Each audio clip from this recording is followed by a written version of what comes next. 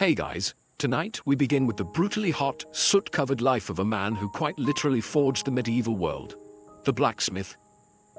You've probably seen them in movies, hammering glowing iron in slow motion with sparks flying majestically through the air.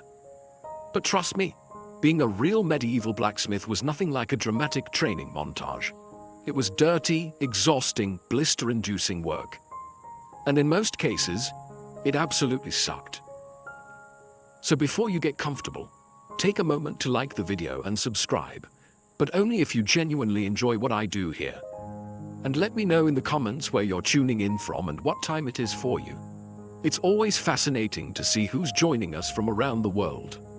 Now, dim the lights, maybe turn on a fan for that soft background hum, and let's ease into tonight's journey together.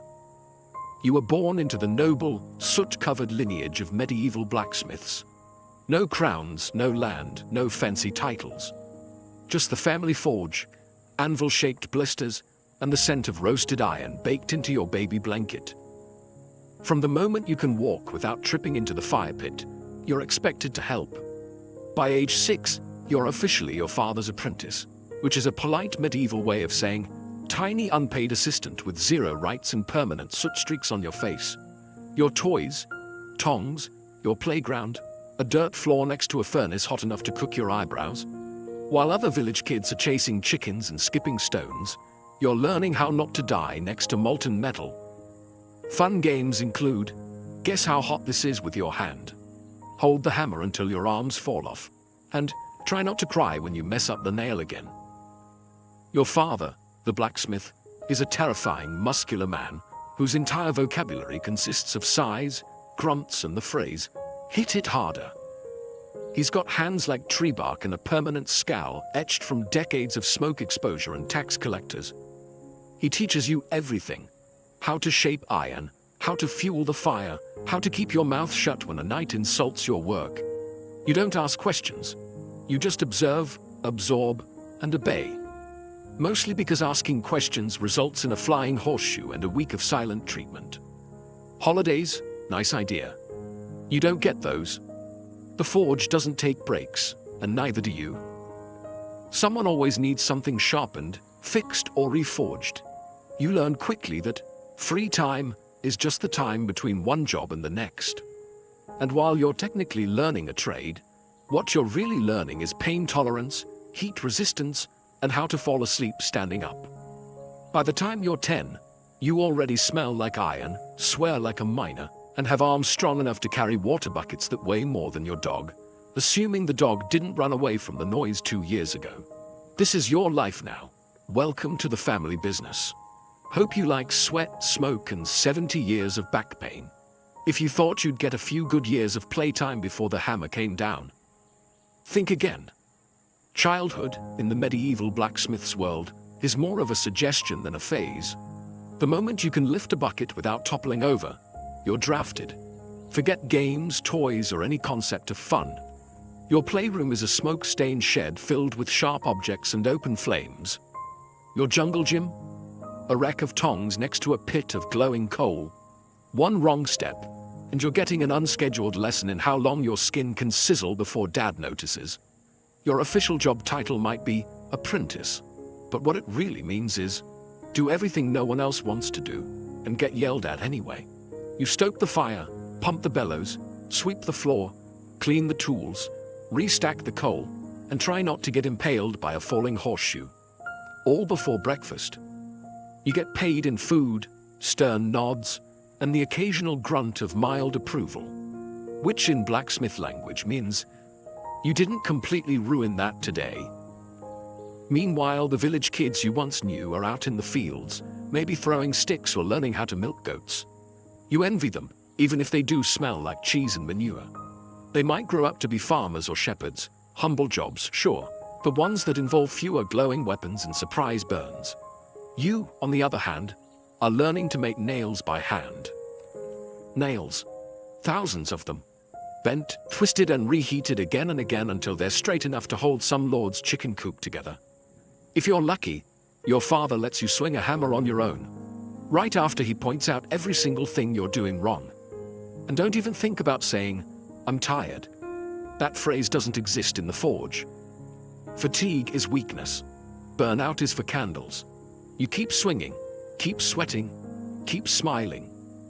Or at least keep from crying where anyone can see.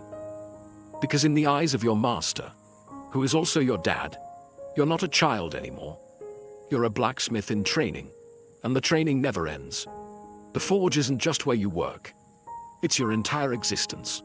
It dominates your senses, reshapes your muscles, and rewires your brain. By the time you're in your teens, it doesn't just feel like a place. It feels like a living creature.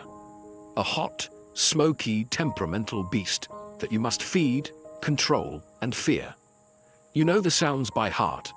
The bellows wheezing, the iron hissing in the water, the sharp clang of hammer on metal echoing like a war drum.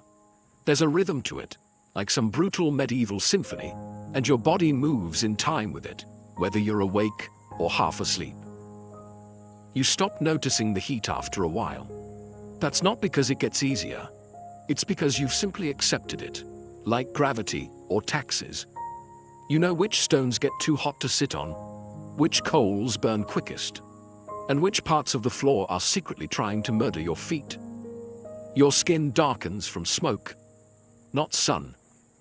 Your clothes, the same soot-stained tunic and leather apron you wear every day, smell like a mix of scorched wool, grease, and desperation. You don't own many things, but you do own this forge. Not on paper, mind you. Your father still technically runs it, but in practice, it owns you. You start to forget what silence sounds like. The hiss, the clang, the crackle, it's constant. When the forge does go quiet, it's almost unsettling. You find yourself twitching like you're missing a beat in a song you've been forced to memorize since childhood. Your friends, assuming you've kept any, barely see you. He's probably at the forge becomes your default status. You're not a blacksmith, you are the forge. A two-legged extension of fire and steel. And strangely, a part of you starts to love it. Not the burns, not the blisters, but the feeling when the shape finally comes out right. When the horseshoe fits, when the blade gleams, when the metal bends to your will. For a moment, you're not just a kid covered in soot. You're a creator, a crafter, a necessary gear in the medieval machine. Then the moment passes, the next order arrives, and the fire roars again. Time to get back to work. By the time your friends are just starting to grow into their teenage limbs, yours already feel like they've been through a siege. While they're getting taller and stronger, you're getting stooped, scarred, and stiff. Your arms are thick, but not in a heroic knight lifting a sword way. More like a teenager who's been repeatedly attacked by anvils. Your back, a tragedy, hunched from hauling metal and leaning over the forge for hours a day. Your knees, they creak when you crouch. Your shoulders pop every time you lift a hammer, which is every few seconds. So now that's just part of your personal soundtrack. And your hands? Let's talk about your hands. You used to have fingers, now you have iron-tipped claws. They're blistered, cracked, and stained with soot so deep, even the Nile couldn't wash it off. Cuts are common, burns are daily, and your fingernails? Half of them are permanently blackened or missing. When someone offers you bread, you hold it with the same delicacy you'd use to cradle a hedgehog made of glass. Because every knuckle already feels like it's been cursed. There's no such thing as recovery time. Pull a muscle, keep working. Twist your wrist, use the other one. The forge doesn't care that your elbow is screaming. Iron doesn't wait politely while you rest. And let's not forget sleep. You'd think with a day full of hammering and hauling, you'd pass out easily. But no. Your muscles ache so bad you can't lie still. Your ears are still ringing from 10 hours of clanging. And your arms twitch with phantom swings like you're sparring ghosts in your dreams. You ache in places you didn't know could ache. You smell like pain. Even your pain has pain. And what does your father say about this? Good. You're learning. In a strange way, you are. You're not growing despite the pain. You're growing because of it. You're being hardened like the very metal you work. Shaped by heat, pressure, and repetition. But make no mistake, by the time you hit adulthood, Your body feels like it already lived 2 lives and died halfway through both. And the worst part, you're just getting started. In most jobs, smoke is a problem. In your job, it's a co-worker, and a particularly rude one.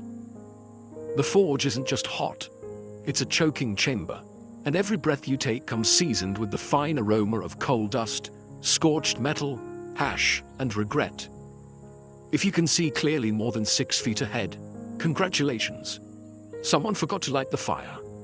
There's no chimney, just a hole in the roof that leaks more smoke in than it lets out. You try opening a window. There is no window.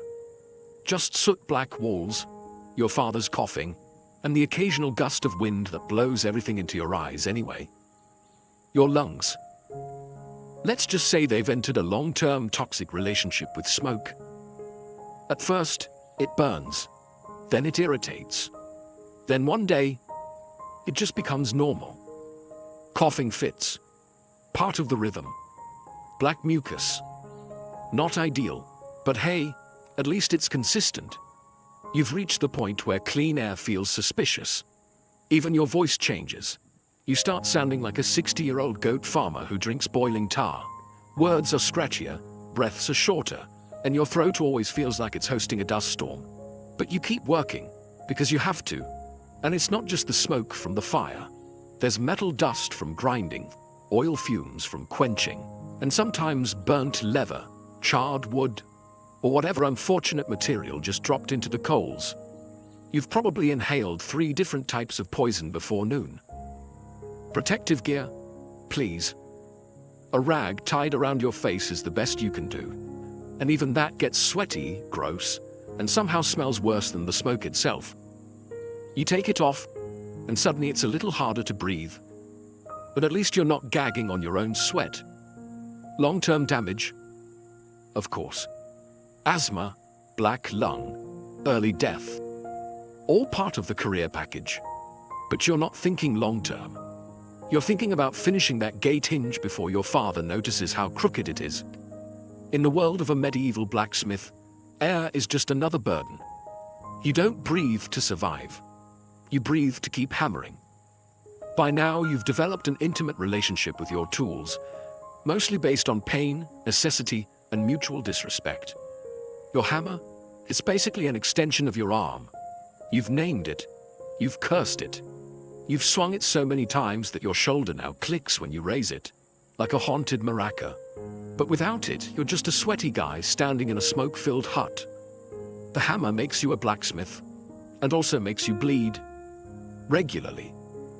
Then there's your tongs, clumsy, hot, and always pinching you at the exact wrong moment. You've burned your fingertips more times than you've successfully picked up anything.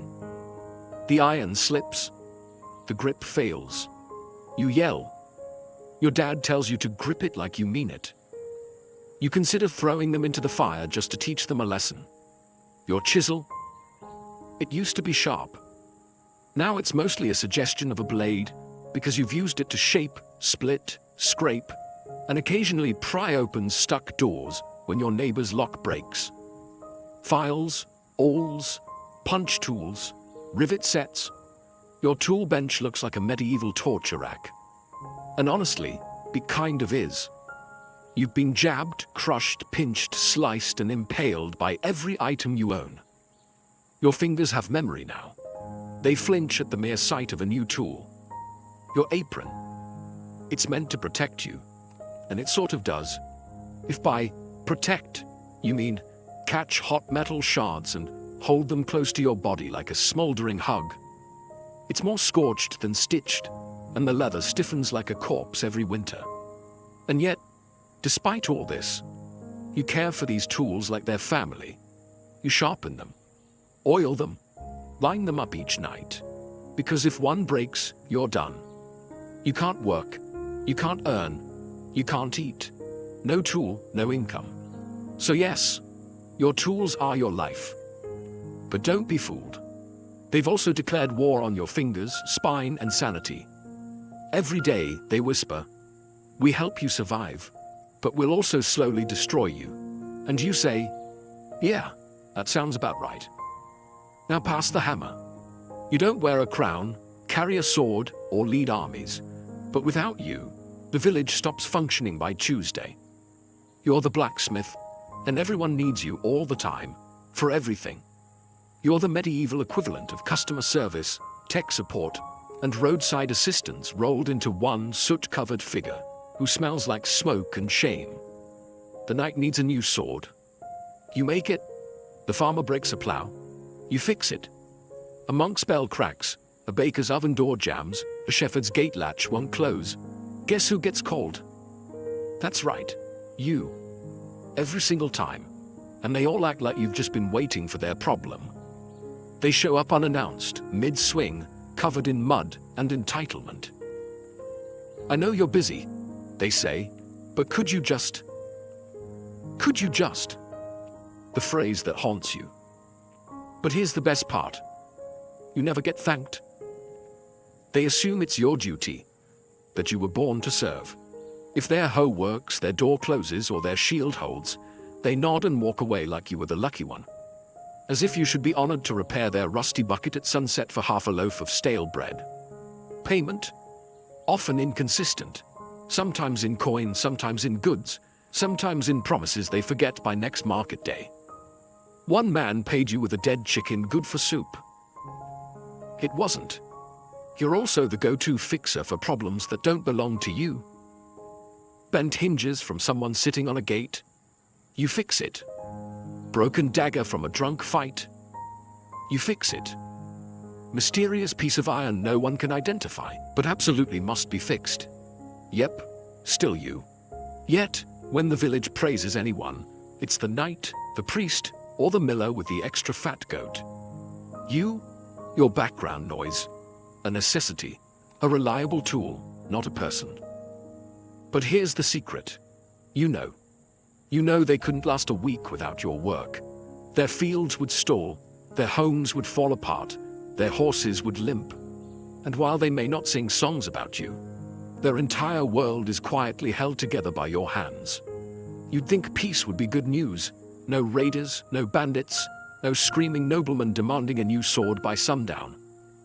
But for you, peace is terrible for business. Because you, the blacksmith, may work on plows and hinges. But what really pays the bills is war. When there's fighting, everyone needs you. Weapons, armor, arrowheads by the hundreds. Even horseshoes wear down faster under the weight of panicked cavalry charges. You're flooded with work. The forge burns brighter. The coins roll in. You may be exhausted, but your belly is full, and your debt to the alehouse, momentarily forgotten. But then the war ends.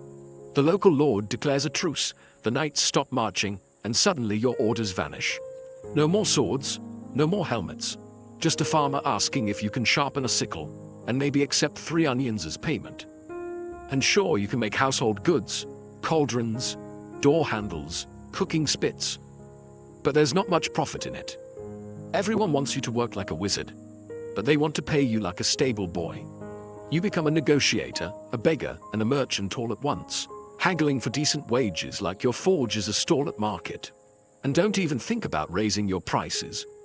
People look at you like you just cursed their cow.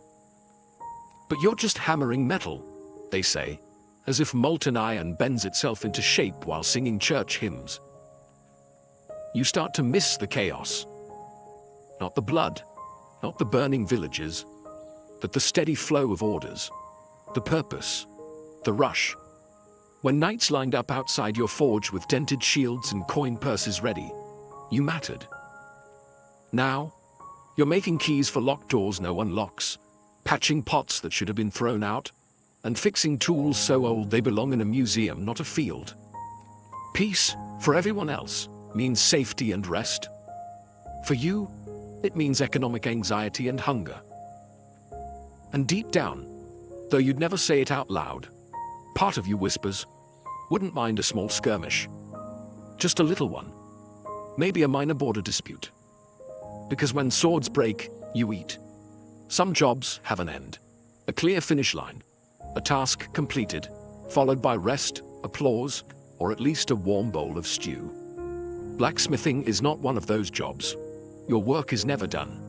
Not today, not tomorrow, not even in your dreams. You fix one thing, and 3 more break. Patch a gate hinge. The wheel falls off the cart. Finish a batch of nails. Someone shows up demanding 10 more. But longer this time, and also, I can't pay you until harvest. You rise before the sun and go to sleep long after it disappears behind the trees. And even then, your brain keeps hammering. You dream of bellows, sparks, and that one customer who still owes you a half-dozen eggs and a thank you. Even the quick jobs never are. A villager walks in holding a mangled rake. It just needs a little fixing, they say. But you know, that's 2 hours of reshaping, reheating, hammering, and nodding politely as they ask, "Is it ready yet?" every 5 minutes. And just when you think you can finally sit, maybe drink something that isn't lukewarm and smoky, your apprentice comes running. The farrier's ill. You need to shoe the horse. Of course you do, because you're the blacksmith. And around here, blacksmith means everyone else's last resort. The forge demands attention constantly. The fire won't stoke itself. The tools rust if ignored. Your anvil shifts in the summer heat. Your bellows crack in the winter cold.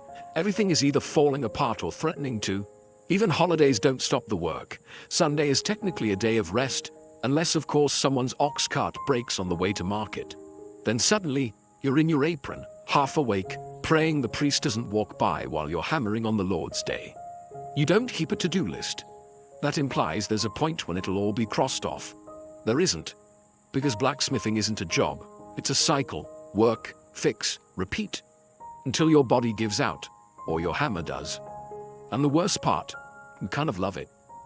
You'd think that pounding hot iron all day would earn you at least 2 things: a good meal and a solid night's sleep. Wrong.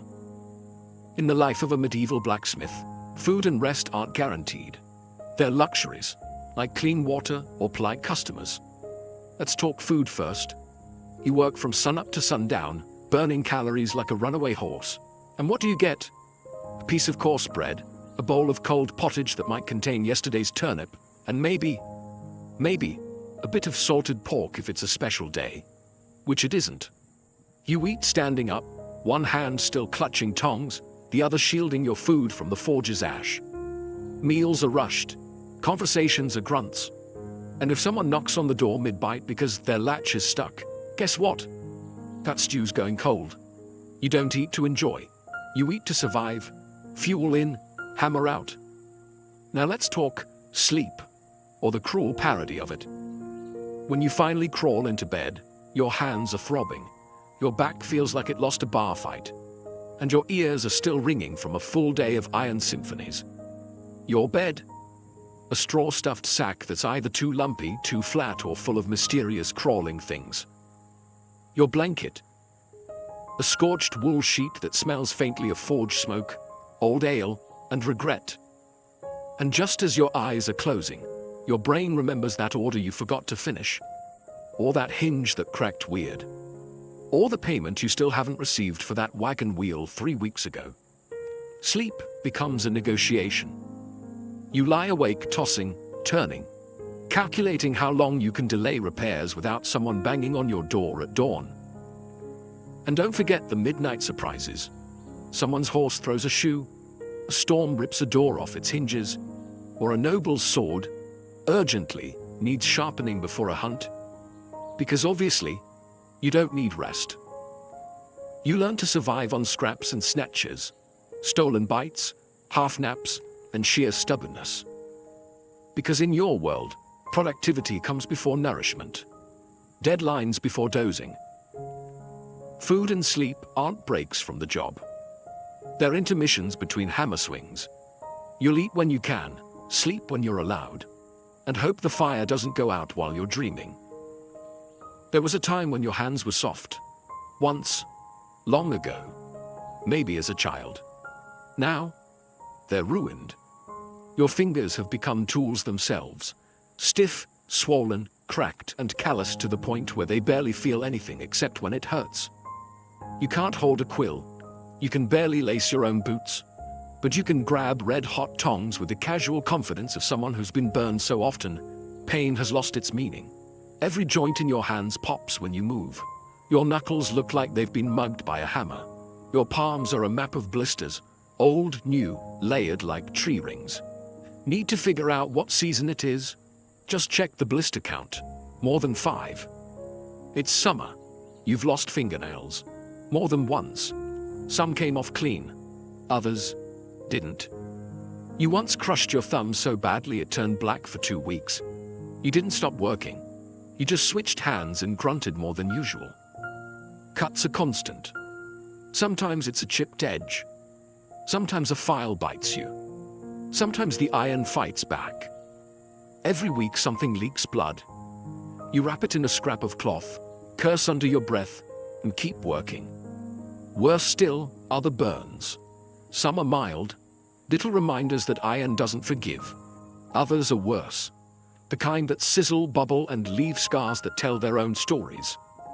You've branded yourself more times than a cattle farmer, and at this point, you're not even mad about it. You're just used to it. Your grip strength is the only thing that's improved. You can crush walnuts like they owe you money. But dexterity, that's gone. You drop things. Your fingers shake when cold. You're 30 and have the hands of a 70-year-old knight who lost 3 wars and now plays tavern dice for soup. But despite it all, these hands are what keep you alive. They shape swords, fix hinges, and hold the hammer that holds your reputation. They hurt constantly, but they work. Because in this life, it doesn't matter how broken your body is, as long as you can still swing. Let's be honest, you don't smell great. Actually, you haven't smelled clean since you were 5. The moment you became your father's apprentice, your personal fragrance took a permanent turn toward unwashed ashtray mixed with burnt bacon and desperation. Welcome to blacksmith life, where no matter how hard you scrub, you smell like fire. Forever. The forge burns all day, and so do you. The smoke seeps into your clothes, your hair, your skin. Your sweat doesn't even smell like regular sweat anymore. It's more like smoked meat left out during a warm spring. You could bathe, in theory. But baths are rare, water is cold, and you're working 6 days a week, covered in soot, grease, and coal dust, before the sun's even fully up. So what's the point? You'd be filthy again by breakfast. Your clothes are no help. You wear the same singed tunic and scorched leather apron every day. They haven't been truly clean since the last festival, and even then, someone spilled ale on them before noon. Now, they just sort of hang on your body like a protective layer of hardened funk. You try perfume? Forget it. It lasts 10 minutes before the forge eats it alive. Flowers wilt near you. Bread goes stale faster. Cats hiss when you pass. And the worst part, people notice. You walk into the tavern and the crowd parts like the Red Sea. The innkeeper already knows to seat you in the corner, near a window if possible. Not out of courtesy, but survival. No one wants to share a bench with the human embodiment of a burnt fence post. Still, you take it in stride. A little shame is better than going unnoticed. You're known. People say, "That's the blacksmith," with a mix of respect and nasal discomfort. You may not be the most charming man in town, but you're definitely the most aromatic. Besides, smelling like fire means you've been working. Smelling like iron means you've been crafting. And smelling like sweat-soaked leather dipped in soot and regret, well, that just means you're a professional. You didn't choose this life. The forge chose you, through your father's calloused hands, and the iron expectations passed down like a rusty heirloom. And now, you're doing the same. Your son doesn't play with wooden swords or run wild through the fields. He fetches coal, pumps the bellows, holds the tongs steady while sparks rain down and you mutter, "Don't flinch." He's maybe 7, but already smells like burnt metal and wet burlap. You feel a bit guilty, but only a bit. Because you're not being cruel, you're preparing him. This is the trade, this is survival. He watches you swing the hammer, and you see the way he stares. Wide-eyed, half in awe, half in fear. You remember that look. It's the same one you used to give your father. back when he seemed like a mountain. Now you understand he wasn't made of stone, just exhaustion and responsibility. You teach the boy everything. How to gauge heat by color, how to tap, not slam, how to listen to the metal. You shout sometimes, more out of habit than anger. Hold it right. That's too cold. Don't cry, it's only a burn. You try to soften things when you can. A story by the fire. A piece of dried fruit when you can afford it. But tenderness doesn't last long in the forge. There's too much work to do. His hands will soon look like yours. His back will ache before his voice cracks. He'll learn to sleep through ringing ears and wake up before sunrise without being told. He'll outgrow his shirt, but not the burn marks. And when you finally fall apart, knees, shoulders, lungs, he'll carry the hammer you can no longer lift. People might say it's unfair, that the cycle should end. But this is how it's always been. A lineage of soot, steel, and survival. You're not just passing down a trade, you're passing down a legacy, a forge that never cools. So yes, you raise your son to do it all again. Not because you're cruel, but because someone has to keep the fire going. You've spent a lifetime standing too close to fire, swinging too much iron, and breathing too little clean air. It was never a question of if your body would fail, just when. And now, it's happening. Your knees creak like wooden doors in a storm. Your back refuses to straighten. Your fingers, once strong enough to bend steel, now tremble when you lift a cup. The forge still roars, but your arms won't answer. The hammer feels heavier every day, as if it knows it's nearly time to leave your grip. You don't go out in a blaze of glory. There's no heroic finale, no ballad. You simply slow down. You start handing tasks to your son. You sit more. Watch more. He asks you questions, and for the first time, you struggle to remember the answers. The villagers start going to him now. They still nod respectfully when they pass you, but they talk to your boy. He's the one with the calloused hands now. The burns are fresh on him. The ache of the craft has shifted to new shoulders, and quietly, you're proud. You were never wealthy. You never owned land or books or fine clothes, but you were necessary. You kept swords sharp, wheels turning, gates swinging, and farms working. The world didn't thank you often, but it moved because of you. You likely won't see 50. Most blacksmiths don't. The damage piles up, lungs blackened from years of smoke, joints ground down like iron on stone, heart worn out from constant heat and effort. But when you're gone, your work stays. Nails in church doors, blades at noble hips, horses shod and ready to ride. You leave behind no titles, just tools, scars, and a son with a hammer. And that, in your world, is enough. They may bury you in a simple grave, no gold, no statue. Just a name carved in wood, and a forge that still burns in your memory. But every clang that echoes through the village long after you're gone, that's the sound of you, still working. You were never a knight. You didn't ride into battle with banners flying or wear polished armor that caught the sunlight. But you made that armor. You didn't farm the land, but you made the plows that carved it. You didn't bake the bread, but you forged the oven doors. You didn't build the castle, but every nail in its beams, every hinge on its gates, they were touched by your fire. You were a blacksmith, and in the medieval world, that meant everything. While nobles argued and kings changed crowns, you stood by your forge, day in, day out, shaping the world piece by piece. 1,000 small things, rivets, hooks, braces, buckles, nothing that draws a crowd, everything that holds the world together. Your life was loud, but your legacy is quiet. No one wrote songs about your hammer, no bard praised your tongs. But every working wheel, every unbroken sword, every barn door that swings instead of falling, that was you. People walked past your forge and saw smoke. They smelled sweat and soot and assumed that was all. But inside was a symphony of heat and steel, of creation and endurance. You didn't just forge iron, you forged civilization. One horseshoe, one blade, one nail at a time. And now, long after your hands have gone still, the fire continues. Your son lifts your hammer. Your grandson learns the heat. Your name might fade from memory, but the tools you built carry on, passed from hand to hand, generation to generation. You were never crowned, never honored, never celebrated. But without you, nothing moved. No carts rolled, no armies marched, no homes were secured. You were the foundation beneath the history books, the ember glowing beneath the stories of kings. And that matters more than anyone ever said aloud.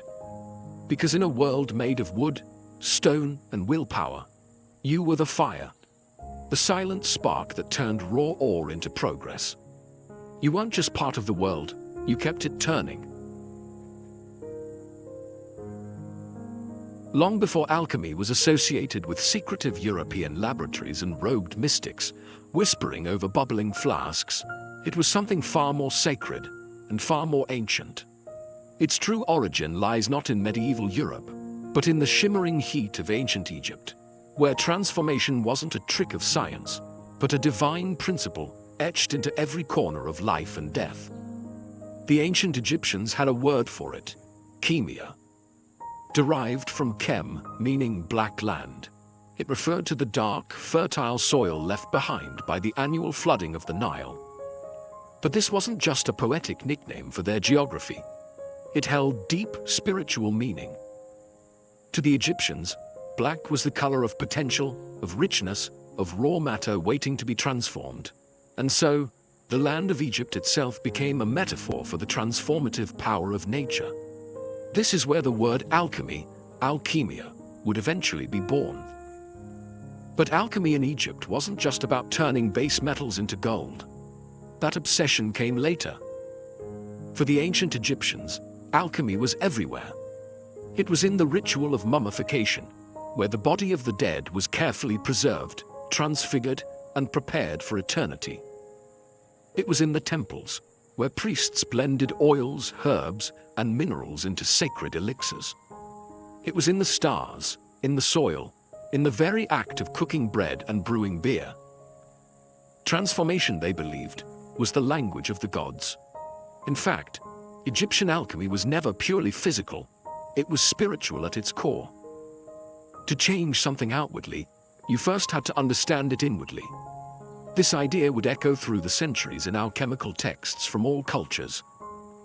Some legends say that these early Egyptian alchemists were guided by a divine figure, Thoth, the ibis-headed god of wisdom, magic, and the moon. According to lore, Thoth revealed the secrets of creation, transformation, and the soul's journey beyond death. These secrets, it was said, were written on a mystical object known as the Emerald Tablet. But before we get to that, we have to recognize one truth. Alchemy began not as a quest for gold, but as a sacred science of life. In Egypt, it was the fire that gave rise to all others. And everything that came after, from Persia to Paris, would trace its roots back to this ancient, fertile land. If ancient Egypt was the birthplace of alchemy, then Thoth was its divine midwife. In Egyptian mythology, Thoth wasn't just a god. He was the god of knowledge, magic, writing, time, and the very laws of the universe. With the head of an ibis and a moon disk above him, Thoth stood for equilibrium. And in a world obsessed with order and transformation, he was the sacred scribe of all hidden truths. According to myth, Thoth didn't just teach alchemy, he embodied it. The Egyptians believed he had authored thousands of books filled with divine wisdom. Most of these were never meant for mortal eyes. But one fragment of his knowledge would change history. The mysterious Emerald Tablet. Whispers of the Emerald Tablet have echoed through time like a riddle carved into the bones of civilization. Said to be inscribed in green crystal or emerald stone, the tablet was a short, poetic text, barely a dozen lines long. Yet those lines were believed to hold the ultimate key to transforming matter, spirit, and reality itself. It begins with a sentence that has haunted thinkers for centuries. That which is above is like that which is below, and that which is below is like that which is above. This simple line, the principle of correspondence, suggests that the microcosm and the macrocosm are mirrors. What happens in the heavens happens within the human soul. What changes in the lab echoes in the cosmos. The Emerald Tablet didn't hand out instructions for making gold. It handed out a worldview. It said, the world is not fixed. Everything can be refined, elevated, transmuted. Not just lead into gold, but ignorance into wisdom, chaos into harmony, the mortal into the divine. The tablet also speaks of the one thing, the source of all creation, and how it rises from the earth and descends from the sky, carrying the power of all things in its wake. Many saw this one thing as the philosopher's stone, others as the soul, the ether, or even consciousness itself. But perhaps the greatest mystery wasn't the content of the tablet, but who could understand it. You had to be more than a scholar. You had to be a seeker. And it was this sacred riddle, gifted by Thoth, that would survive the fall of Egypt and pass like a torch across borders and ages. First to Persia, then to the world. As Egypt's golden age faded, alchemy did not vanish. It migrated. Traveling along trade routes, carried by scribes, mystics, and conquerors, it passed into the hands of another ancient empire, Persia. But this was not merely a transfer of knowledge. In Persia, alchemy underwent a transformation of its own, one that blended spiritual fire with philosophical depth.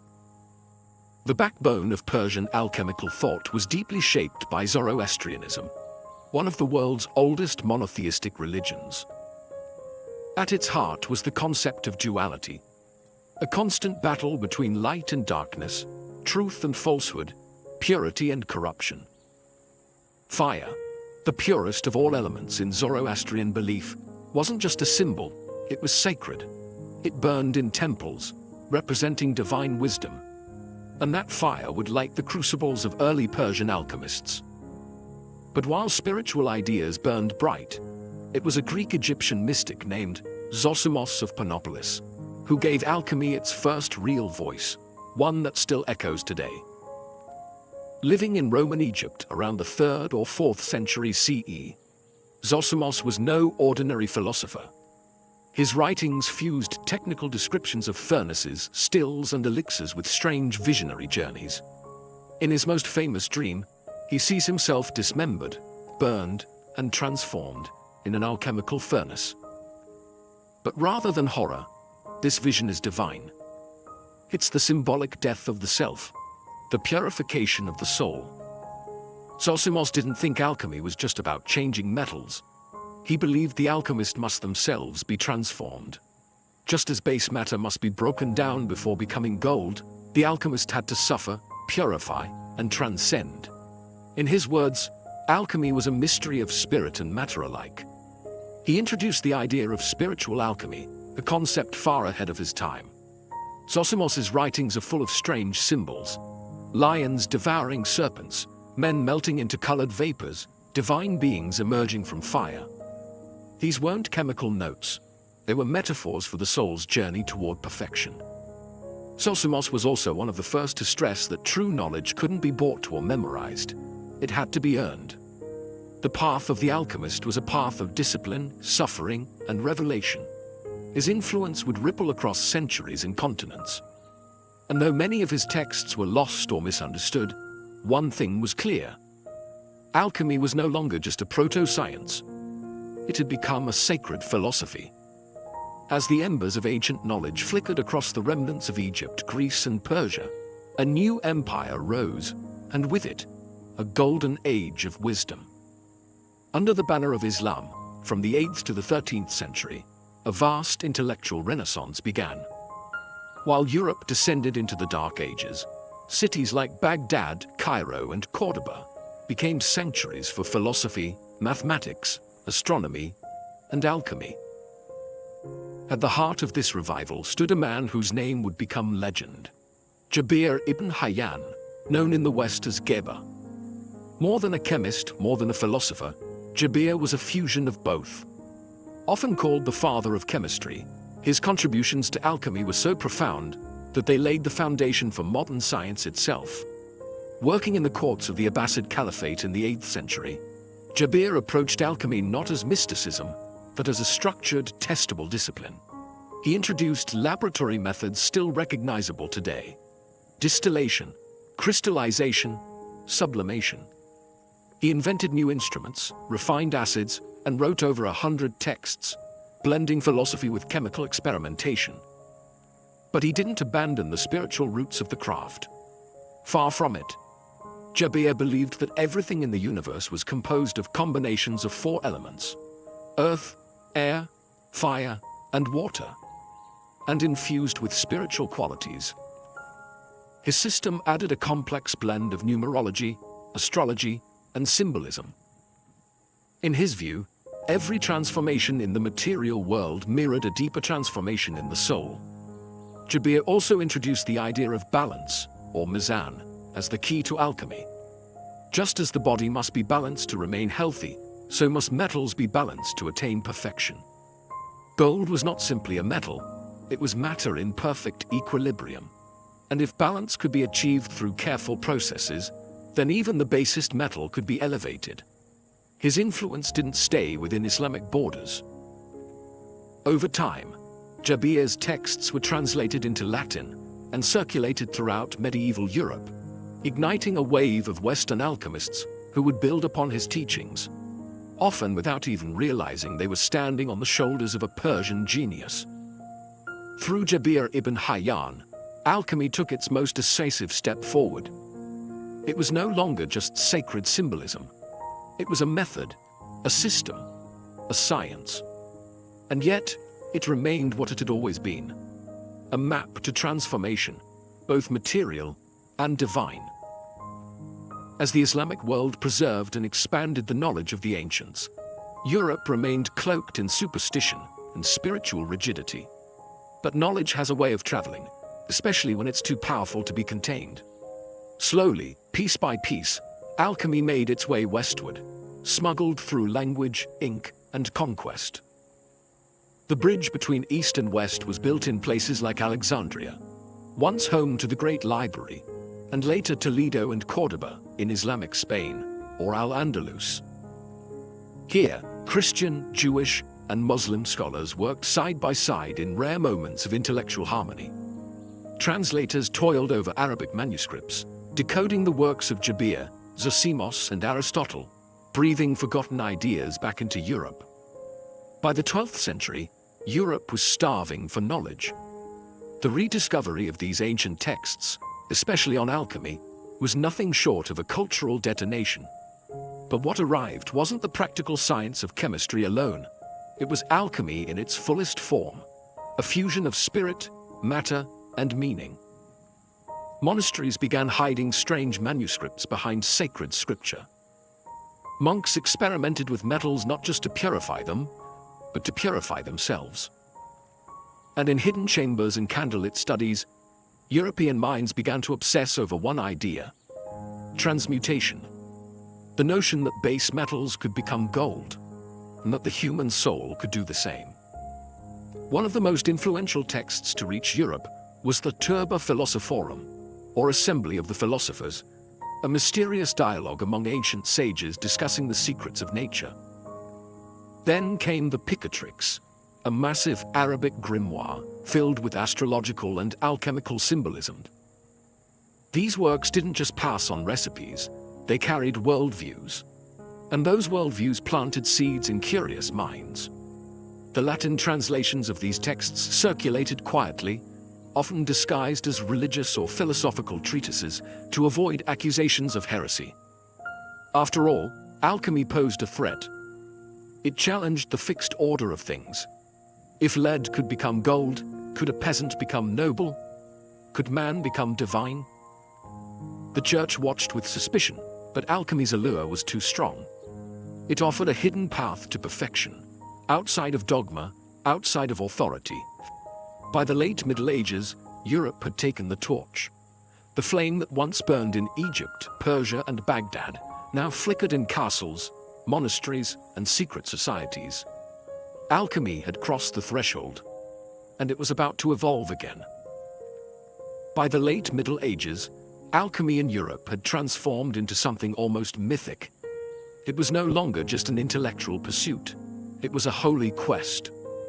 And at the heart of that quest lay one object, one idea, one obsession: the philosopher's stone. The stone wasn't just a chemical substance. It was a mystery wrapped in allegory, hidden in symbols, and cloaked in riddles, said to have the power to transmute base metals into gold and grant immortality through the elusive elixir of life.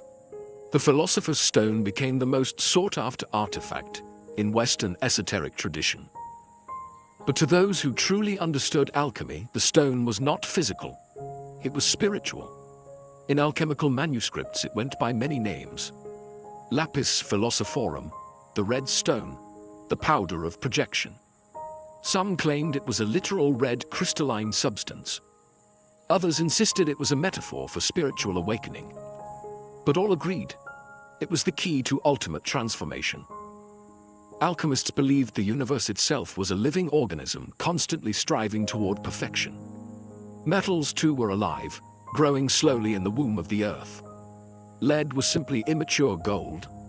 And just as nature evolved toward balance, man could evolve as well. The philosopher's stone was the accelerant of that evolution. European alchemists like Albertus Magnus, Roger Bacon, and later Paracelsus devoted their lives to understanding the processes of nature in pursuit of this ultimate truth. They built furnaces, studied astrology, collected rare minerals, and wrote cryptic texts filled with serpents, suns, dragons, and kings, all metaphors for the stages of inner and outer transformation. The stone's creation was said to follow a path called the magnum opus, or great work.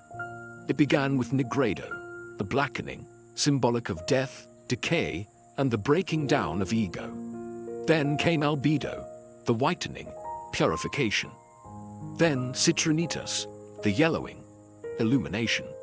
And finally, rubedo, the reddening, rebirth, and the emergence of the stone.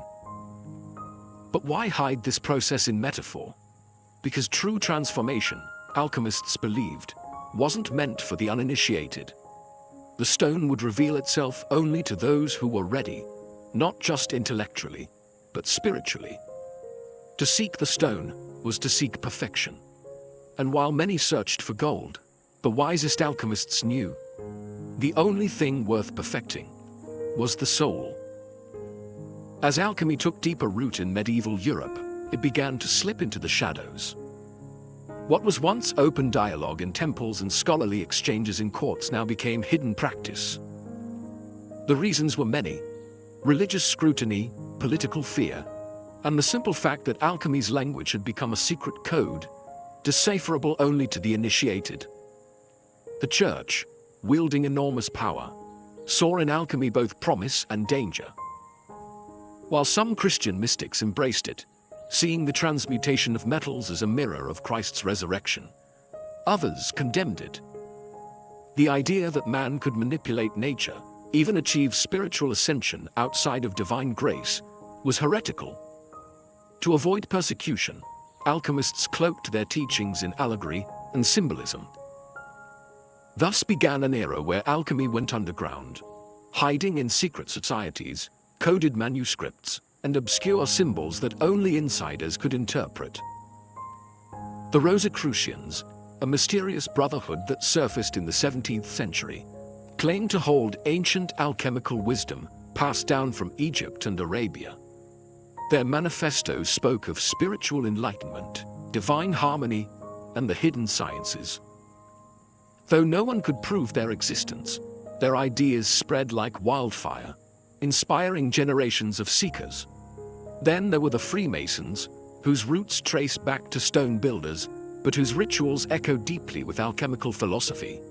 Purification, transformation, inner light. Whether or not they practiced alchemy in the literal sense, their symbolic language aligned perfectly with its aims: the building of the perfect self. Alchemy also found refuge in books of secrets, texts like the Mutus Liber, which contained no words, only a series of strange symbolic images meant to communicate the great work without uttering a single sentence. Other manuscripts were written in green language, a form of wordplay, puns, and poetic double meanings that concealed their deeper truth. The alchemist's life had become one of duality, outwardly a scholar, physician, or monk, quiet, obedient, inwardly a revolutionary, chasing the divine through fire and metal, spirit and stone. The very secrecy that threatened alchemy also preserved it. Like a fire buried beneath ash, it smoldered unseen, passed down from master to apprentice, generation to generation. And in these quiet shadows, alchemy continued to evolve, not just as an early science, but as a living philosophy. One that would soon encounter its greatest challenge, the birth of modern chemistry. By the 17th and 18th centuries, a quiet revolution was brewing, one that would both inherit and bury the legacy of alchemy. The Age of Enlightenment had arrived. The mysticism and metaphor that once cloaked alchemical thought were no longer welcomed in scholarly halls. In their place came a new language: empiricism, logic, and repeatable results. Alchemy's successor had arrived. Its name was chemistry. This wasn't an abrupt execution. It was a slow, methodical transformation. Many of the earliest chemists were, in fact, alchemists. They simply shifted focus. The goal was no longer spiritual perfection or the transmutation of souls, but measurable change. No more dragons and black suns, just beakers, balances, and precise documentation. One of the final nails in the coffin came with Robert Boyle, often called the father of modern chemistry. In his 1661 book, The Skeptical Chemist, Boyle argued that matter was made up of atoms, and that chemical reactions could be explained without mystical forces. He didn't mock alchemy, but he stripped it of its esoteric language. Boyle believed in the alchemist's power to transform, but insisted it must be explained through natural laws, not allegory. Soon after, Antoine Lavoisier would discover the role of oxygen in combustion, and disprove the ancient theory of the four elements: earth, air, fire, and water. The periodic table would follow. Laboratories became secular temples of knowledge. Alchemy, with its hidden codes and sacred metaphors, was seen as outdated, an embarrassment to real science.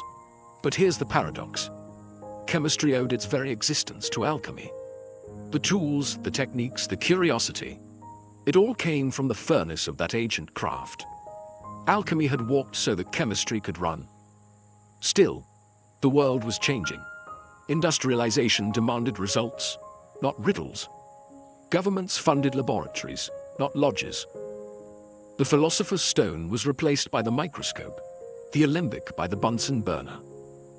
What was once sacred had become material. Yet, not all was lost. In hidden corners and quiet minds, alchemy still breathed. Not as a science, but as a symbol of transformation, of unity, of the eternal dance between matter and spirit. And while the world turned to chemistry for answers, some still looked to alchemy for meaning. Because some fires never go out. They just burn beneath the surface. Alchemy may have vanished from the halls of science, but it never truly died.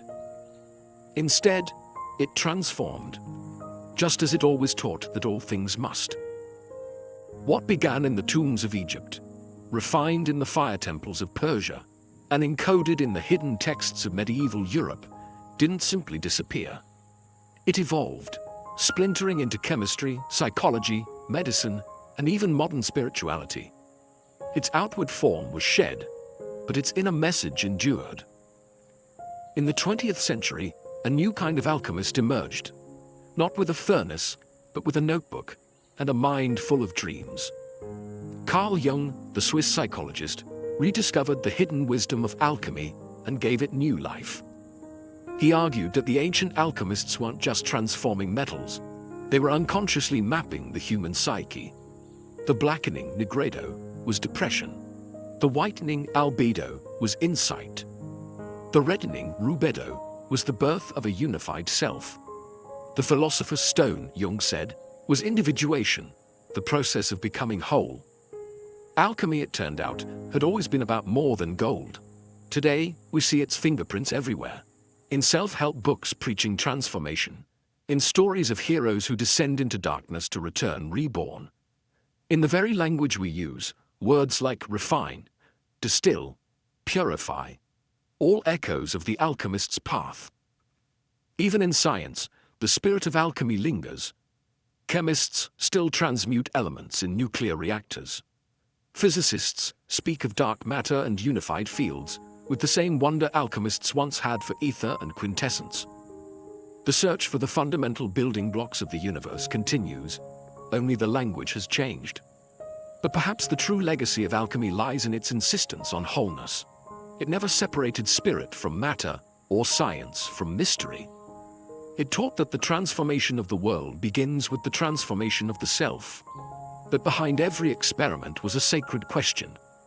Who are you becoming in the process?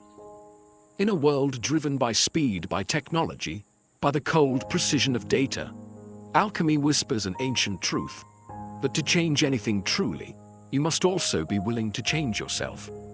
And so, the alchemist's fire still burns, not in crucibles, but in hearts, waiting, calling, transforming. Because alchemy was never just a science, it was a mirror. At first glance, Cappadocia seems like a surreal painting. Its surface dotted with towering stone chimneys and rippling ridges carved by wind and time. Tourists marvel at the strange beauty above, but what most never realize is that the real wonder lies beneath their feet. Deep under this Turkish landscape is a forgotten world, a labyrinth of subterranean cities stretching for miles. These aren't simple caves or makeshift shelters. They're entire urban complexes hidden underground, complete with residences, chapels, wells, food storage, stables, and even schools. Some go down as far as 18 stories, housing thousands of people in the shadows of the earth. The most astonishing part: many of these cities were completely unknown until the mid-20th century. In 1963, a man renovating his home in the town of Derinkuyu knocked down a wall in his basement. What he found behind it wasn't brick or dirt, it was a tunnel. That tunnel led to another, then to a chamber, then to a spiral staircase. He had accidentally uncovered an ancient entrance to one of the largest underground cities in the world. It was as if an entire civilization had chosen to vanish beneath the ground, leaving behind no sign, except silence. But Derinkuyu was just one of many. Over the decades, archaeologists have identified hundreds of underground settlements throughout Cappadocia, at least 40 major ones, interconnected through narrow corridors and secret escape routes. These weren't random burrows. They were deliberately planned and engineered. Massive stone doors could seal off passageways from the inside. Ventilation shafts brought fresh air from the surface. Wells tapped into underground aquifers, ensuring fresh water even under siege.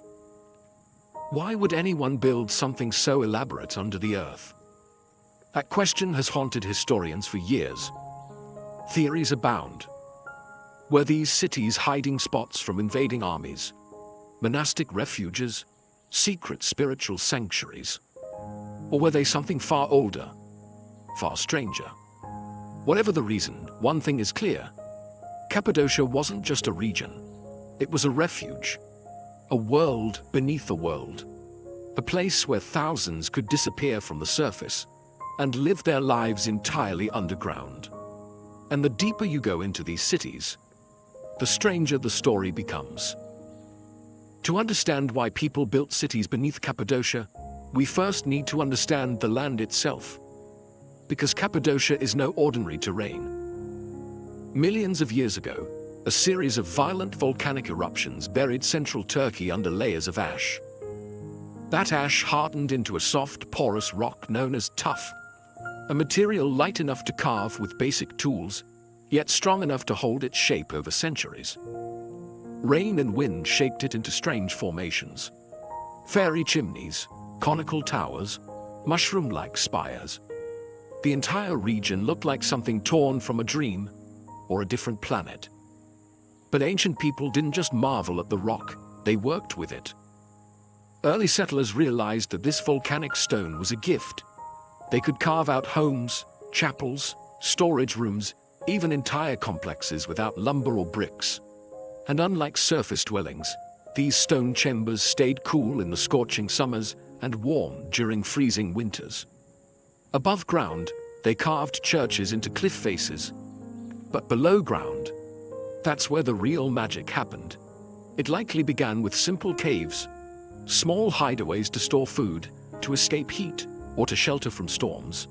But over time, as threats grew and communities expanded, those caves grew too. They evolved into interconnected rooms, then levels, then networks. And once the digging started, it didn't stop. Entire societies vanished beneath the soil, carving deeper and deeper, not randomly, but with intention. Tunnels connected homes to kitchens, stables to wells, rooms to chapels. They created ventilation shafts that reached the surface and filtered fresh air through multiple stories. They even dug vertical staircases wide enough for people and livestock, yet narrow enough to defend. What's truly incredible is how ancient these structures may be. While many underground cities were expanded during the Byzantine era, some archaeologists believe that the original levels, especially in places like Derinkuyu and Kaymakla, could date back to the Hittite Empire, or even earlier, around 2000 BCE. This land invited transformation, and the people of Cappadocia responded by shaping it, not with machines but with patience, vision, and survival in mind. The earth wasn't just a foundation, it was a shelter, a fortress, a second sky, only inverted and filled with secrets. But what exactly were they hiding from? That's the question we explore next. Beneath the quiet town of Derinkuyu lies something extraordinary. A city, not above the earth, but deep beneath it. A city that no one even knew existed until 1963, when a man doing simple renovations in his home knocked down a wall and found a dark tunnel stretching beyond sight. That tunnel led to chambers. The chambers led to corridors. Staircases spiraled downward into the rock, leading from room to room, level to level, until eventually, explorers found themselves standing 18 stories beneath the surface. They had uncovered Derinkuyu, the largest and deepest underground city ever found in Cappadocia, and possibly the world. What archaeologists found was staggering. This wasn't a temporary hideout or an emergency shelter. Derinkuyu was a living city, carved entirely out of volcanic stone. It had homes, churches, communal kitchens, wine and oil presses, storage rooms, schools, and even a baptismal chamber. It could house an estimated 20,000 people, along with their livestock and food supplies. It was engineered with remarkable precision. Massive rolling stone doors, shaped like millstones, could be pushed to seal off tunnels in case of attack. These weren't simple blocks, they were perfectly fitted, movable from the inside, and nearly impossible to force open from the outside.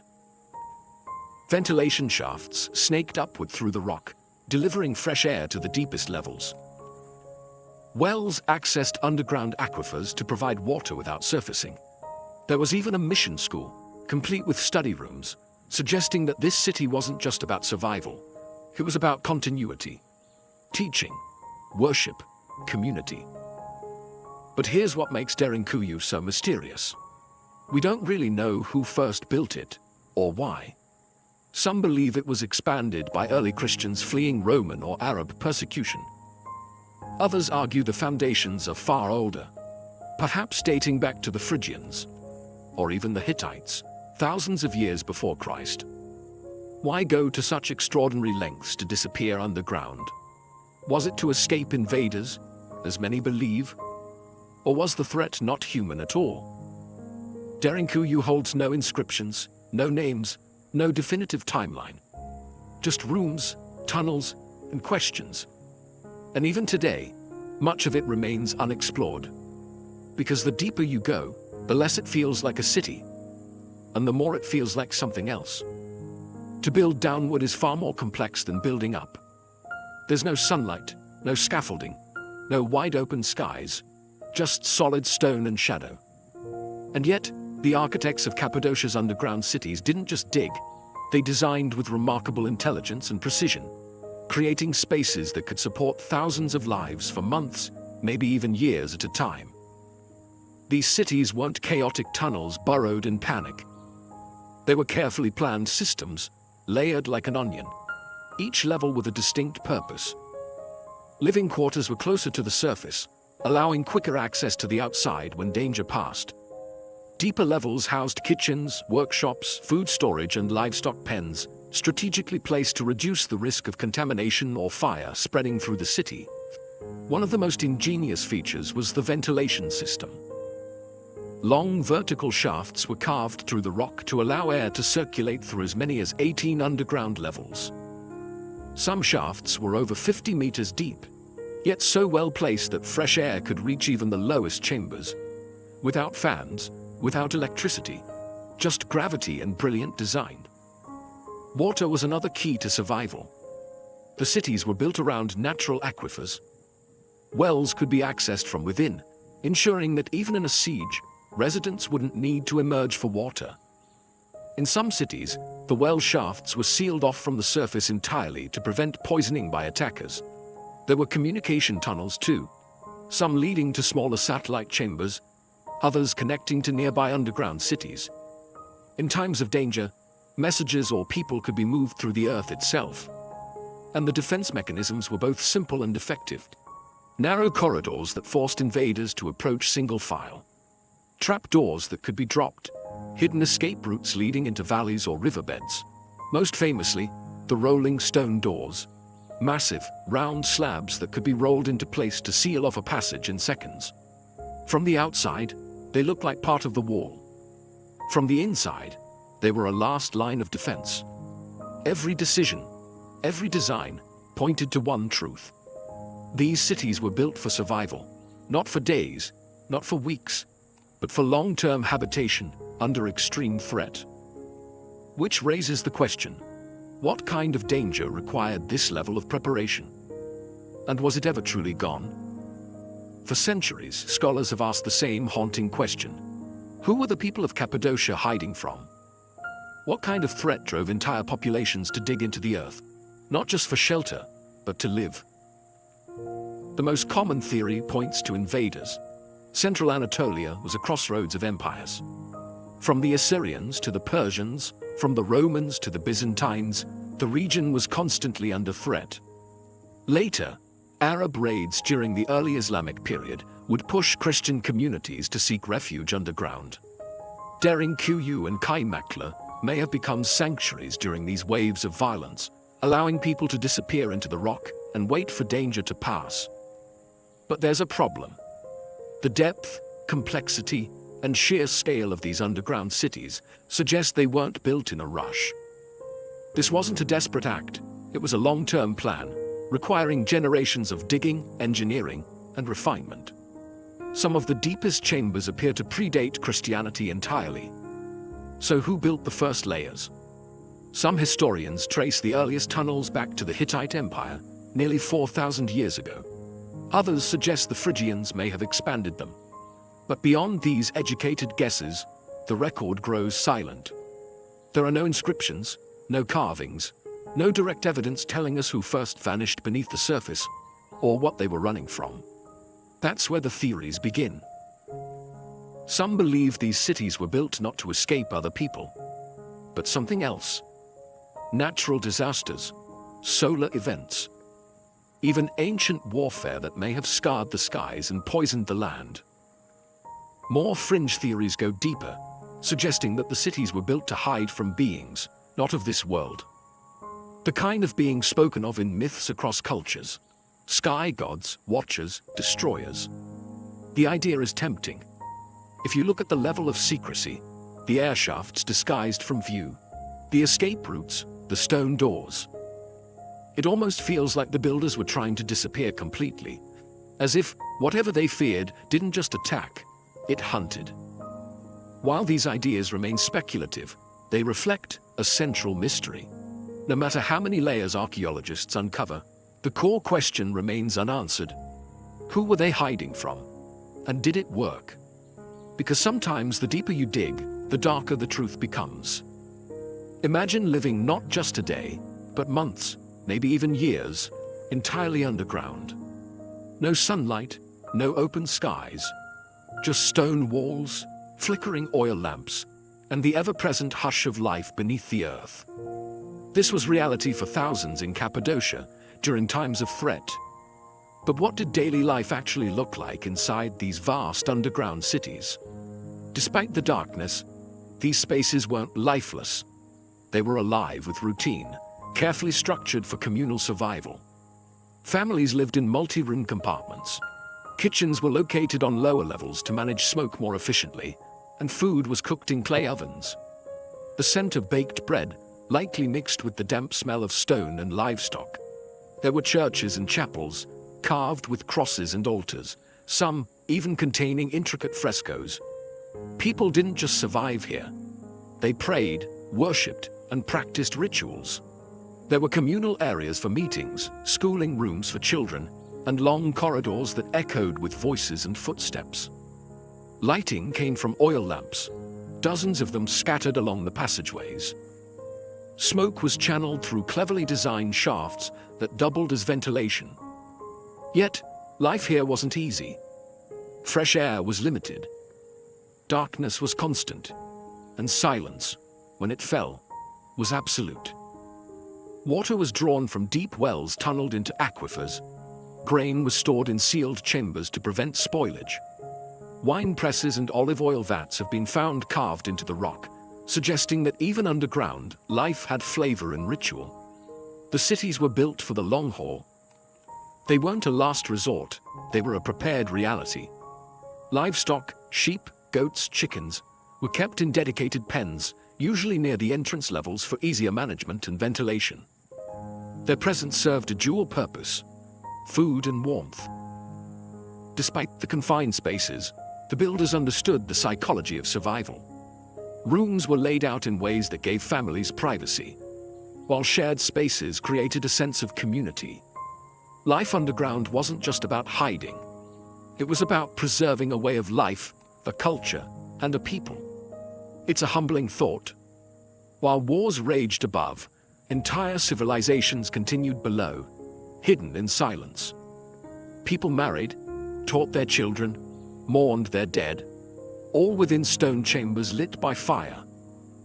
To live underground was not to live in fear. It was to live with intention. Cappadocia's underground cities weren't isolated pockets of refuge. They were part of something much bigger. Beneath the valleys and hills of this volcanic region lies a vast network of tunnels, chambers, and hidden passageways that seem to connect multiple cities together. Derinkuyu, Kaymaklu, Oskonak, and others may not have just been separate settlements, but pieces of a unified, subterranean civilization. Some of these tunnels stretch for kilometers, weaving beneath the countryside like veins under skin. Narrow, winding, and often no wider than a man's shoulders, they were likely used for secret movement, escape routes, or even transporting messages and supplies from one underground complex to another. Derinkuyu and Kaymakla, two of the largest cities, are believed to be linked by such a tunnel, nearly 9 kilometers long. That's not just impressive engineering. It's evidence of coordinated planning on a scale rarely seen in ancient architecture. If true, it means multiple cities could support one another in times of siege or crisis, functioning almost like an underground federation. But these tunnels weren't just for utility, they were also defensive. Built with multiple bottlenecks, blind turns, and choke points, they forced any pursuer to enter one at a time, making them easy to trap or ambush. Many tunnels were rigged with trapdoors and stone corks that could be rolled into place to block intruders. Still, the full extent of these networks remains unknown. New passageways are still being discovered. In 2014, an even larger underground complex was accidentally uncovered beneath Nevşehir, possibly dwarfing even Derinkuyu. Archaeologists believe it could contain dozens of levels, aqueducts, places of worship, and countless more tunnels yet to be mapped. What were these tunnels truly for? Were they simple escape routes? or the infrastructure of a society built to live without ever being seen. The more we uncover, the more we realize Cappadocia's underground isn't just a collection of homes and halls. It's a system, planned, connected, hidden beneath our feet for thousands of years. And maybe, just maybe, there's still more waiting to be discovered. Entire cities, buried not by time, but by intention. Because in Cappadocia, the earth doesn't just hide secrets, it protects them. Despite decades of excavation and study, Cappadocia's underground cities remain wrapped in mystery. The stone walls may be silent, but the questions echo louder than ever. Not just how they were built, but why. And when historical answers fall short, myths and alternative theories rush in to fill the void. One of the most enduring questions is about the true age of these cities. Conventional archaeology ties their major expansion to the Byzantine period, when Christians sought refuge from invading forces. But some researchers believe that the earliest tunnels and chambers are far older, possibly dating back 4,000 years or more. If that's true, what kind of threat existed so long ago that would drive people underground?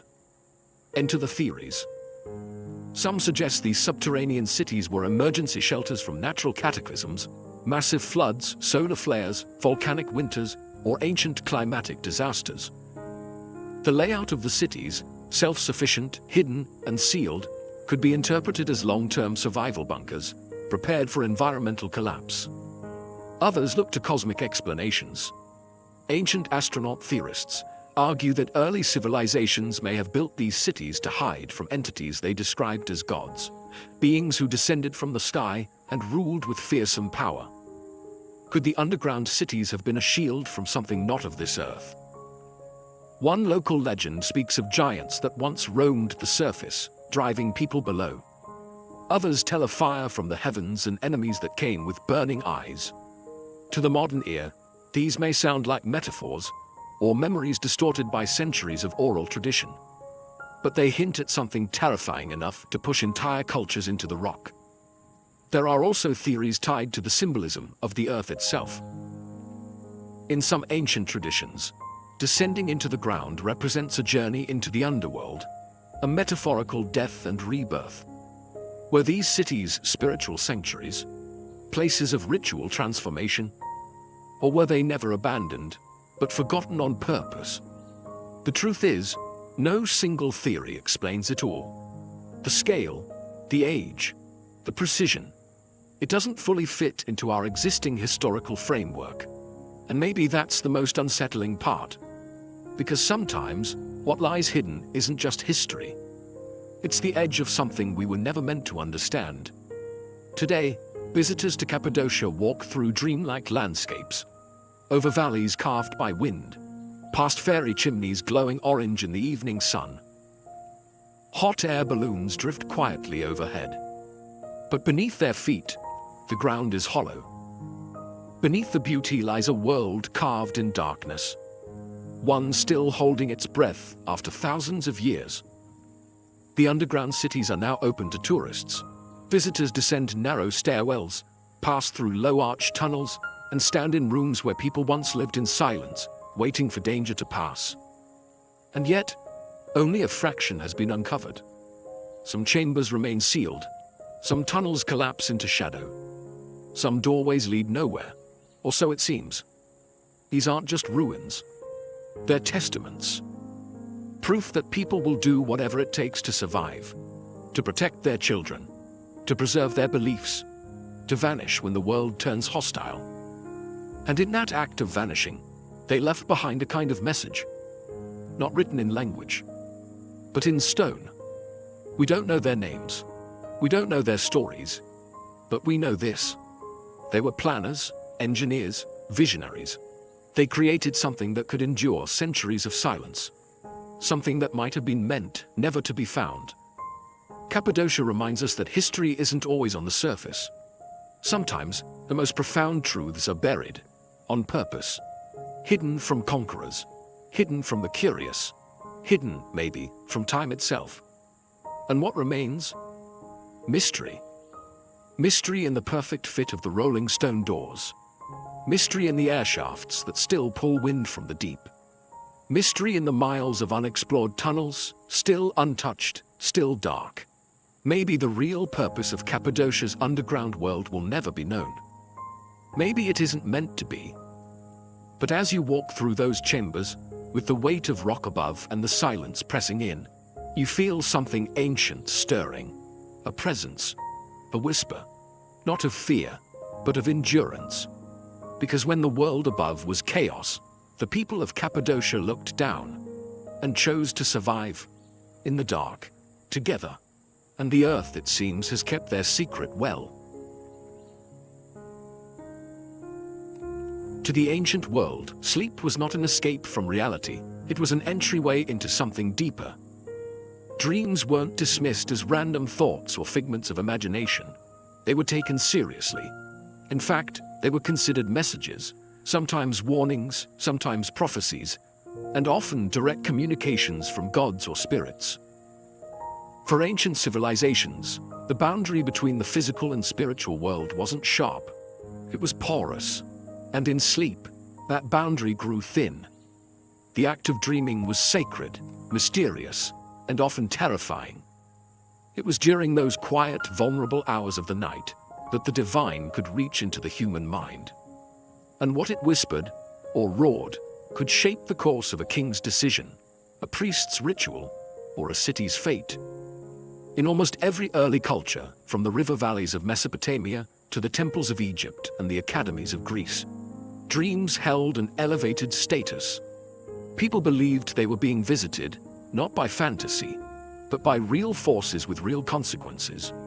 Dreams could foretell war. They could reveal betrayal. They could offer healing or demand sacrifice. Ignoring a powerful dream wasn't just seen as foolish, it was dangerous. The dreamer then was not just a sleeper. They were a messenger, a vessel temporarily opened to cosmic truths. And in some cases, that dreamer became a prophet, chosen by the gods. Entire professions were devoted to understanding dreams. Priests, shamans, oracles, and seers all learned to read the symbols that emerged in the night. A snake in a dream could be a symbol of transformation or a deadly omen. A rising sun could promise victory or deception, depending on the context. Each culture had its own codes, but the belief was universal. Dreams mattered. Even today, fragments of that ancient wisdom linger. We speak of following our dreams or waking up to a realization. But in the ancient world, dreams weren't poetic expressions. They were maps, warnings, sacred intelligence delivered while the conscious mind slept. This was the world before Freud, before REM cycles, before science tried to measure what the ancients already feared and revered. Because to them, the dream world was real, and to walk through it was to walk with gods. The first civilization to leave written records of dreams were the Sumerians, who lived in Mesopotamia over 5,000 years ago. They didn't view dreams as random images. To them, dreams were direct transmissions from the divine, often complex, symbolic, and deeply consequential. Among the ruins of their cities, archaeologists uncovered clay tablets etched with dreams, some personal, others political. Dream interpretation wasn't a novelty, it was a structured practice, taught, studied, and respected. Sumerian kings had court dream interpreters, men trained to decipher the messages of the gods, and whose interpretations could influence the fate of entire cities. One of the most famous examples of this ancient dream culture lies within the Epic of Gilgamesh, one of the world's oldest literary works. In it, both Gilgamesh and his companion Enkidu experience vivid, symbolic dreams. Before embarking on their dangerous journey to slay the monster Humbaba, Gilgamesh dreams of celestial battles and collapsing mountains. Visions his mother and priests interpret as divine warnings and veiled prophecies. These dreams weren't ignored. They were consulted as sacred guidance.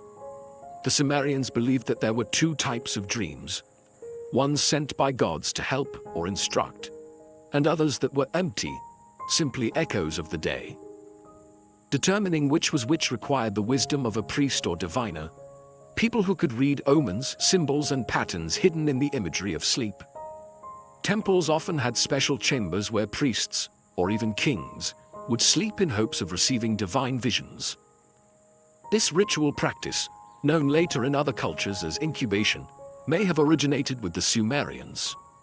These sacred dreams were seen as oracles, sometimes even more trusted than waking signs. Dreams could also serve as political tools. A ruler claiming divine dreams could strengthen his legitimacy or justify major decisions. The gods told me in a dream wasn't just spiritual. It was power. In the Sumerian worldview, the universe was alive with meaning, and dreams were its language.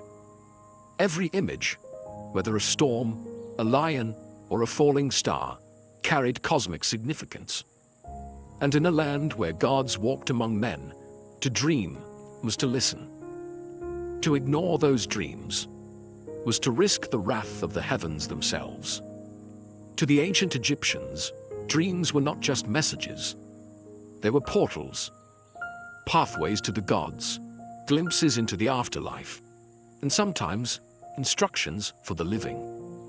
In a culture obsessed with eternity, sleep wasn't merely a time of rest, it was a rehearsal for death, and dreams were communications from the realm beyond. Egyptian texts show that dreams were considered both deeply personal and powerfully prophetic. Like the Sumerians, Egyptians categorized dreams into two kinds: truth dreams, sent by the gods or spirits to guide, heal, or warn, and false dreams which were misleading, or born of bodily imbalance. Temples dedicated to gods like Serapis and Thoth were known to practice dream incubation. Worshippers would sleep within temple walls, hoping to receive divine dreams. These temple dreams were often recorded, interpreted by priests, and even carved into stone. In some cases, a person might receive not just visions, but healing through dreams. One of the most fascinating artifacts is the Ramesside Dream Book, dating to around 1300 BCE. This papyrus scroll is essentially a catalogue of dream symbols and their meanings. It lists over 100 dreams, each paired with an interpretation. For example, if a man sees himself eating crocodile flesh, it means he will gain power over his enemies. Another entry warns that dreaming of drinking warm beer means impending sorrow. These interpretations were taken seriously. Pharaohs, generals, and priests all sought the counsel of dream interpreters, who acted as intermediaries between the dreamer and the divine. Egyptian mythology also linked dreams to the Ka, the soul. During sleep, the Ka was believed to leave the body and travel to other realms. What it saw there returned as dreams. Sometimes these were visions of loved ones long dead, or encounters with gods bearing messages. Occasionally, dreams were considered visits from malevolent spirits, and protective spells were recited to keep such forces at bay. Even in tomb inscriptions, dreams appear. Kings described how gods came to them in the night, offering divine sanction for their rule or guidance for their legacy. In the land of pyramids and gods, dreams weren't illusions, they were revelations, and to dream was to step briefly into the eternal. In ancient Greece, dreams occupied a space between medicine, mythology, and philosophy. To the Greeks, dreams were more than personal. They were cosmic messages, delivered by gods, heroes, or even forces from the underworld. But unlike earlier civilizations, the Greeks also began to ask why we dream, planting the first seeds of psychological thought. The most sacred place for dream revelation in Greece was the Asclepion, a healing temple dedicated to the god Asclepius, the divine physician. Pilgrims came from across the Mediterranean to sleep inside these sanctuaries, in a process called incubation. Before sleeping, they would bathe, fast, pray, and sometimes offer sacrifices, all to prepare their bodies and souls to receive healing dreams. In these dreams, it was said that Asclepius himself would appear, diagnosing their illness or prescribing a cure. sometimes even performing dream surgery. Temple priests, called therapeutai, interpreted the dreams and applied treatments based on what the gods revealed. This blend of medicine and mysticism was highly respected, and it worked, or at least seemed to. The walls of Asclepions were covered in inscriptions, thanking the gods for miraculous recoveries. But dreams in Greece were not only for healing, they were political and prophetic too. In Homer's epics, dreams come directly from Zeus. In the Iliad, the god sends a deceptive dream to Agamemnon to influence battle strategy. In the Odyssey, Penelope speaks of two gates of dreams, one of horn, from which true dreams emerge, and one of ivory, from which come lies. Dream interpretation became a respected craft. Philosophers like Aristotle and Heraclitus pondered the nature of dreams, wondering whether they came from divine origins or simply the stirrings of the soul. Meanwhile, Artemidorus of Daldis, a 2nd century dream interpreter, wrote the Onera Critica, a 5-book manual on how to decode dreams based on profession, gender, status, and symbolism. His work was referenced for centuries. The Greeks believed that during sleep, the soul loosened its grip on the body, floating in a liminal state where it could glimpse deeper truths. Whether sent by gods or born from inner reflection, dreams were never meaningless. To the Greeks, to dream was not just to see visions. It was to momentarily touch the divine mind. In the ancient world, dreams weren't just reflections of the mind. They were often believed to be prophecies. Many civilizations saw the dream state as a space where time unraveled, allowing the future to bleed into the present. To dream was sometimes to witness fate before it arrived, and that knowledge carried both great power and deep responsibility. Across Sumer, Egypt, and Greece, history is filled with rulers, generals, and prophets who acted based on their dreams. One wrong interpretation could cost a kingdom. One correct reading could change the course of history. In Mesopotamia, dreams of celestial omens, falling stars, dark suns, or blood-red rivers were seen as signs of coming war or disaster. Priests kept detailed records of these dreams, looking for patterns that might predict the fate of empires. These records weren't just stored, they were consulted during times of crisis. The Egyptians also viewed dreams as divine warnings. Pharaoh Thutmose IV famously claimed his reign was foretold in a dream, one in which the Sphinx spoke to him, promising kingship if he cleared the desert sand from its body. Whether fact or political storytelling, that dream secured his legitimacy in the eyes of the people. In the Greek world, prophetic dreams played out on the battlefield and in political chambers.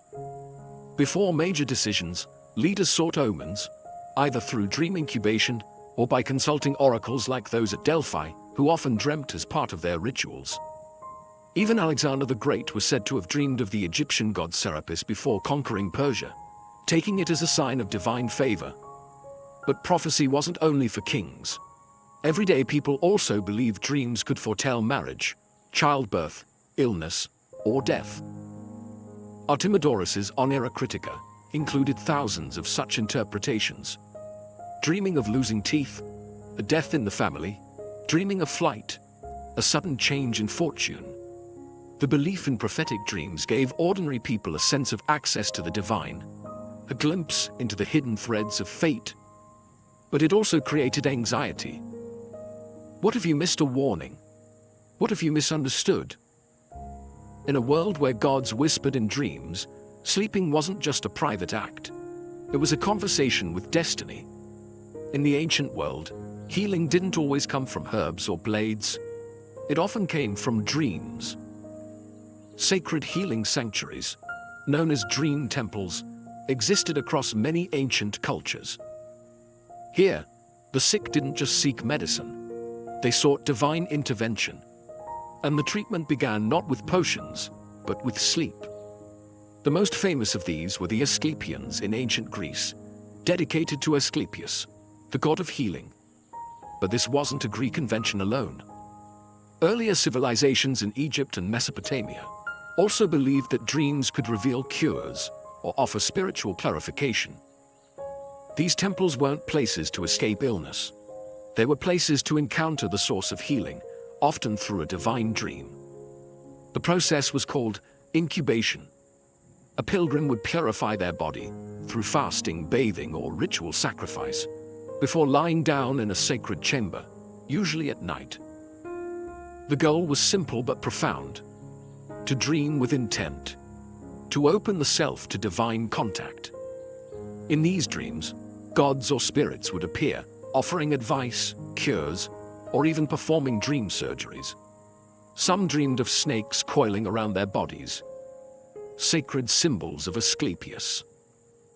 Others saw themselves bathed in light or touched by divine hands. When they awoke, temple priests, trained dream interpreters, would listen, translate, and prescribe actions based on the dream. Sometimes it meant drinking a special brew, walking a certain path, or offering thanks with the sacrifice. In some cases, the dream itself was considered the healing. These temples weren't isolated or fringe. Thousands of people visited them. Inscriptions etched into temple walls speak of miraculous recoveries. Blindness cured, fevers broken, pain lifted. Whether the healings were physical, psychosomatic, or spiritual, the power of belief and the dream was undeniable. Dream healing crossed cultures. In Egypt, people visited temples of Serapis or Imhotep, seeking similar nighttime revelations. In Mesopotamia, temples to Gula, the goddess of medicine, offered spaces for dream divination and ritual sleep. What united all these practices was a shared belief: the body and soul were connected, and the soul spoke most clearly in dreams. Healing wasn't just about the flesh, it was about harmony between the human and the divine. In these sanctuaries of silence, dreams weren't just seen as stories, they were medicine.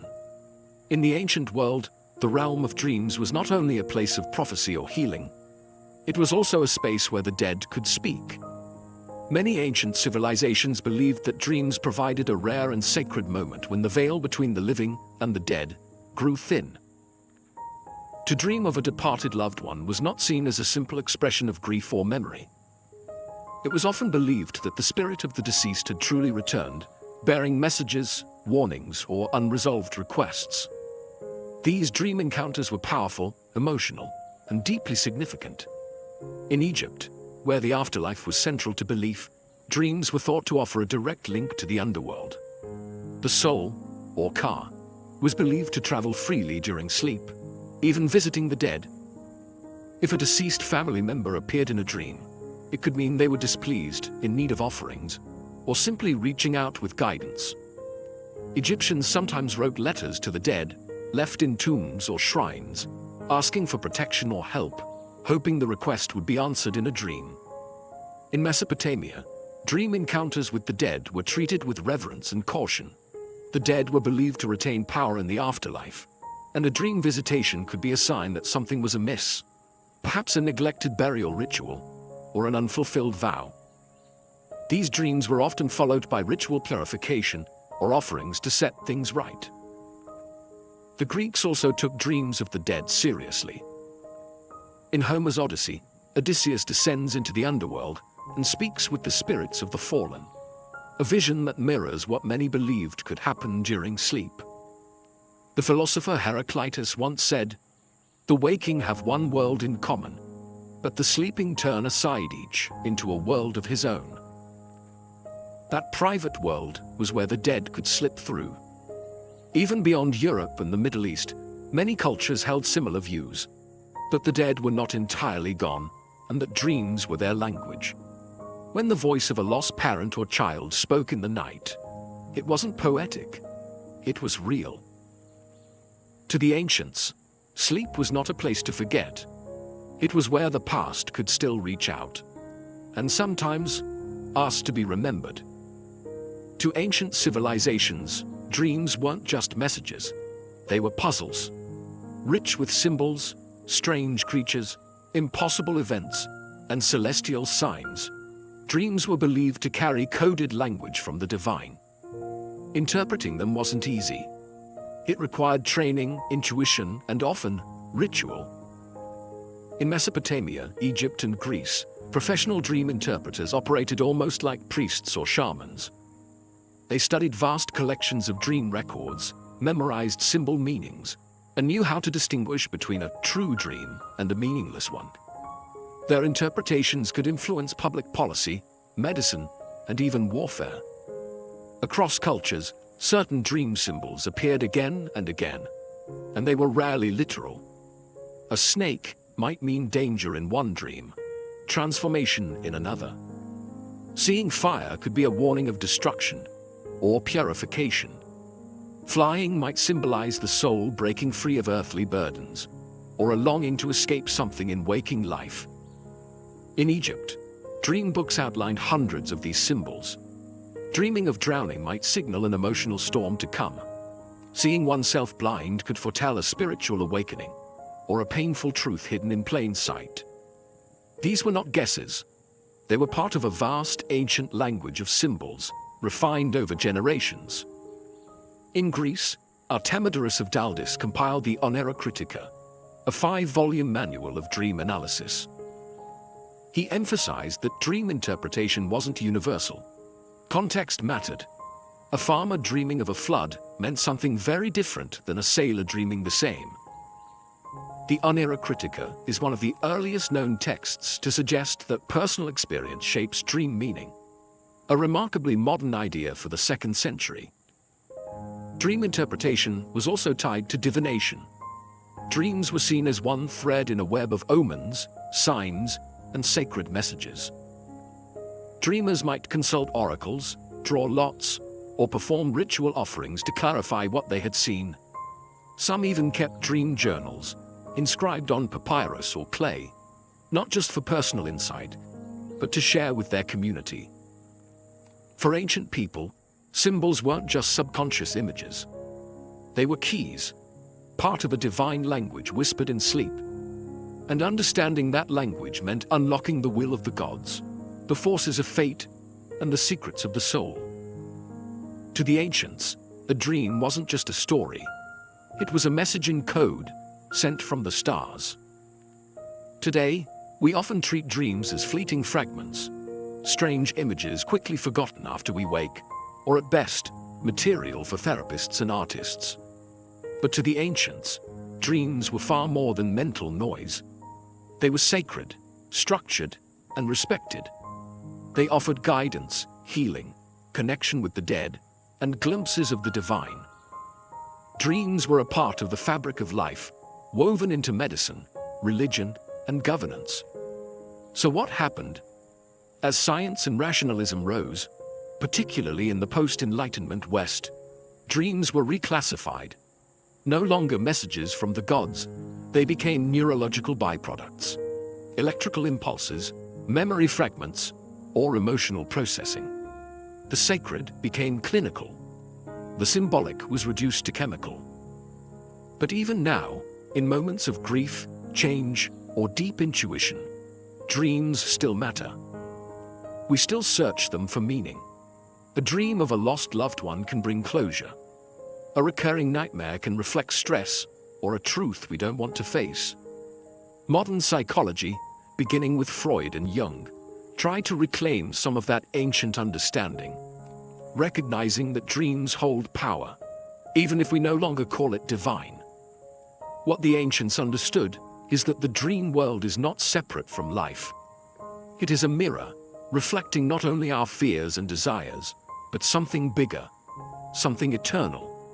Whether it was a god speaking from the darkness, a warning about tomorrow's storm, or the voice of a parent long buried, dreams offered something society could not provide during waking hours. A conversation with the unknown. And maybe that's what we've lost. The humility to listen to what sleep might be trying to tell us. Across time and civilization, one belief remained constant. Dreams are not random. They are doors. And the question isn't whether they're real. It's whether we're willing to walk through them. In every ancient temple, every scroll and tablet, we hear the same whisper. Pay attention. Close your eyes, not to forget the world, but to understand it. Because in the silence of night, When the noise of the world fades, we might just hear what the Sumerians, Egyptians, and Greeks already knew. That dreams are not echoes of the mind. They are the language of the soul.